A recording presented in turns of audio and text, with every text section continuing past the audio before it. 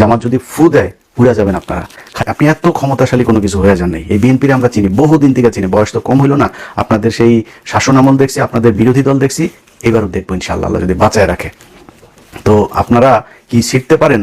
এক বালুর ট্রাক দিয়ে আমরা দেখছি এই দেশে কত কিছু উল্টায় ফেলতে পারেন আপনারা। এই 28শে অক্টোবর জামাত শিবিরের লোকজনরা আপনারা এখানে মার খাওয়ায় তারপর আপনারা পালাইছিলেন।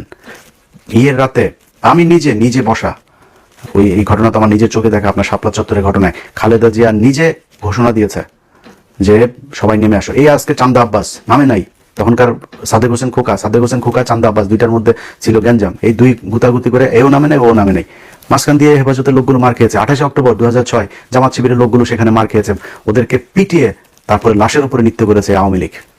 আমরা বিএনপিকে চিনি না? বিএনপি কত শক্তিশালী। আপনারা জামাত ইসলাম এখন ক্ষমতায় নাই না, ফু দিলে উড়া যাবেন। জামাত যদি ফু দেয় উড়া যাবেন আপনারা। খালি জামাত ইসলাম দায়িত্বশীলতার প্রমাণ দিচ্ছে।